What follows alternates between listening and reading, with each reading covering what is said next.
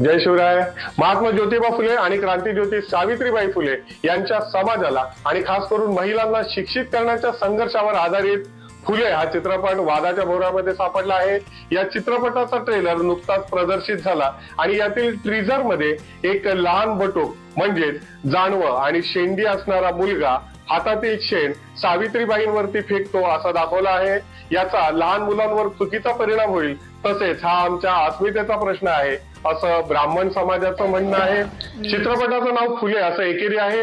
यातील महात्माजींना काठीने मारहाण होते, शोषक सावित्रींनी समोरच्याच्या श्रीमुखामध्ये भडकवली, हे चुकीचं आहे। माई असं सांगत होत्या की माझ्यावर जे चिखलफेक करतात ती फुलं आहेत असं मी मानते आणि त्यामुळेच त्यांनी कायदा हातामध्ये घेतला, हे शक्य नाही असं ओबीसींचं म्हणणं आहे। हा चित्रपट शुक्रवार 11 एप्रिल 2025 ला म्हणजेच महात्माजींच्या जयंतीला प्रदर्शित होणार होता, पण आता तो 2 आठवडे पुढे ढकलण्यात आला आहे। या हिंदी चित्रपटाच्या वादातील काही मुद्द्यांवर आपण आजच्या भागामध्ये चर्चा करणार आहोत। नमस्कार, मी लॉयर राजेश सावंत आणि इन्फोमोटिव्हच्या अजून एका भागामध्ये आपल्या सगळ्या जणांचं हार्दिक स्वागत आहे। स्त्री शिक्षणाचा पाया रचणारे महात्मा ज्योतिबा फुले आणि क्रांतीज्योती सावित्रीबाई फुले यांच्या चित्रपटाच्या ट्रेलरवरूनच त्यांची लढाई किती भयानक होती याचा अंदाज होता। बरं, हा संघर्ष त्यांचा नव्हता तर तो होता समाजाचा। एकीकडे देशामध्ये ब्रिटिशांच्या विरोधामध्ये लढा सुरू होता, त्याच वेळी हे दोघे जण 3000 सालांपासून असलेल्या गुलामगिरीच्या विरोधामध्ये उभे राहिले।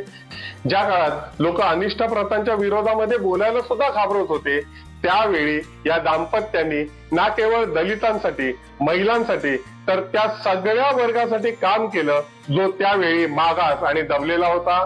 ज्योतिबांचा साहित्यिक इतिहास आजही आपल्या उन्नतीसाठी काम करतोय आणि म्हणूनच या दोघांवर येत असलेला हा चित्रपट प्रेरणादायी दीपस्तंभ असेल। प्रतीक गांधी महात्माजींच्या भूमिकेमध्ये तर पत्रलेखा सावित्रीबाईंच्या भूमिकेमध्ये दिसतील। या चित्रपटाचं लेखन आणि दिग्दर्शन अनंत महादेवन यांनी केलेलं आहे। झी टॉकीजची प्रस्तुती असणाऱ्या या चित्रपटाचं नाव फुले असं एकेरी का आहे, हा सगळ्यात पहिला आक्षेप आहे आणि तो 100% बरोबर आहे।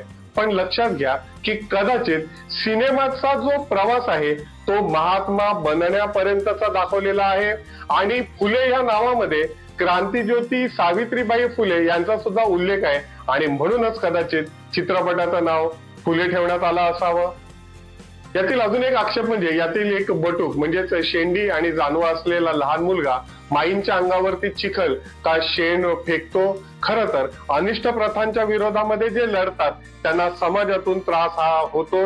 माई स्वतः 2 कपडे घेऊन शाळेत जायच्या, त्यांच्या अंगावर घाण टाकली जात असल्याच्यामुळे शाळेत गेल्यावर त्या आंघोळ करून स्वच्छ दुसरं वस्त्र परिधान करायच्या आणि हे सगळं इतिहासामध्ये लिहिलेलं आहे।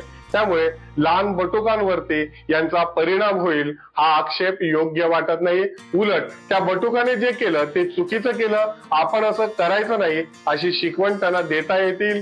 चित्रपटातील हा बदल खुद्द सेन्सॉर बोर्डानेच सुचवलं असल्याचं समजतं आणि त्यामुळे हे दृश्य सिनेमामध्ये कायम राहील।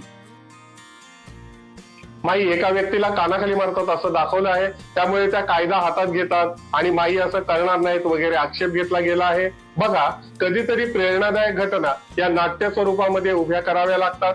आपल्या भगिनीला, मातेला किंवा पत्नीला असभ्य वर्तनाला सामोरं जावं लागलं आणि तिने तिथे त्या व्यक्तीच्या कानाखाली खेचली तर त्यामध्ये चुकीचं काय आहे?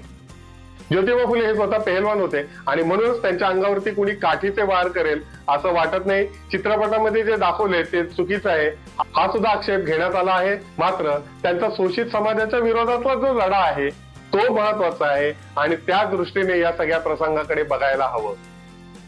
महात्मा आणि सावित्रीबाईंनी पुण्यामध्ये 1 जानेवारी 1948 रोजी पहिली शाळा सुरू केली आणि त्यानंतर जवळपास 3 शाळांमधून त्यांनी सुमारे 150 महिलांना शिक्षित केलं।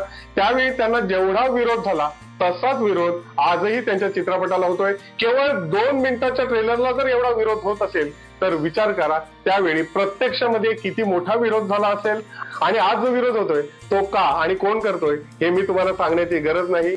महात्मा फुलेंनी ब्राह्मणवादांच्या विरोधामध्ये लढा दिला कारण त्यांना माहिती होतं की लोक ज्या वेळेला शिकतील त्याच वेळी त्यांचे विचार प्रगल्भ होतील, ते समाजधारेच्या मुख्य प्रवाहाशी जोडले जातील। पण असं केल्याच्यामुळे ब्राह्मण वर्गाची वर्षानुवर्ष चाललेली एकाधिकारशाही संपुष्टात येणार आहे। महिला शिकतील तेव्हा त्यांना त्यांचे अधिकार समजतील आणि पुरुषी गुलामगिरीतून त्या मुक्त होतील. या सगळ्या विचारधारांना अगदी शेवटपर्यंत विरोध झाला, पण त्यांनी सांगितलं होतं की कुणीही जाती धर्माने श्रेष्ठ ठरत नाही. त्यांनी आपल्या मृत्यूपत्रामध्ये लिहून ठेवलं की जर माझा मुलगा फुकट गेला तर माझी सगळी संपत्ती समाजातील लहान वर्गातील एका अशा प्रामाणिक मुलाला द्या जो तुम्हाला योग्य वाटतो. त्यांनी जाता जाता सुद्धा ब्राह्मण समाजाला घायल केलं आणि हा चित्रपटही याच विचारांना बरोबर घेऊन आलेला आहे. सिनेमात एका ठिकाणी महात्माजी म्हणतात की भारतीय समाज हा भावुक आहे आणि त्याची जाती आणि धर्मावरती अगदी सहज सोप्या पद्धतीने फूट पाडता येते. भविष्यातही त्याचा गैरफायदा उचलला जाऊ शकतो आणि म्हणूनच क्रांतीची ही ज्योत कायमस्वरूपी तेवत राहायला हवी. महात्मा आणि क्रांतीज्योती सावित्रीबाई फुले यांच्यामुळेच आज देशातील सर्वोच्च पदावर विराजमान होण्याचा बहुमान आदरणीय द्रौपदी मुर्मूंच्या माध्यमातून एका आदिवासी महिलेला मिळालेला आहे. तुम्हाला काय वाटतं की समाजावर खोलवर परिणाम करणाऱ्या अशा प्रकारच्या कलाकृतीतून एखादा समाज दुखावतोय म्हणून वास्तव मांडायचंच नाही का?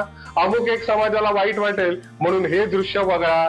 त्या नेत्याच्या जाती धर्माच्या विरोधामध्ये संवाद वाटतात, मग त्याला कात्री लावा. हे कुठपर्यंत मान्य करायचं? स्वराज्य रक्षक संभाजी मालिकेमध्ये छत्रपतींच्या मृत्यूच्या नंतर संभाजी महाराजांनी अणोजी पंतांना हत्तीच्या पायदळी दिलं होतं. हे सगळं मालिकेमध्ये दाखवू नये असा प्रयत्न सुद्धा त्यावेळी झाला होता, मात्र अमोल कोल्हेंनी त्यांना दाद दिली नाही. तो कणखरपणा या चित्रपटाचे निर्माते आणि दिग्दर्शक दाखवू शकतील का? सेन्सॉर बोर्डाने मान्यता दिल्याच्या नंतरही आम्हाला तो चित्रपट अगोदर दाखवा अशी विशिष्ट समाजाची मागणी धुडकावण्यात यावी का? तुम्हाला काय वाटतं ते कॉमेंट बॉक्स मध्ये जरूर कळवा. आजचा एपिसोड हा आपण इथेच थांबवतोय. हा भाग जर तुम्हाला आवडला असेल तर आपले नातेवाईक आणि मित्रमंडळींकडे तो जरूर शेअर करा.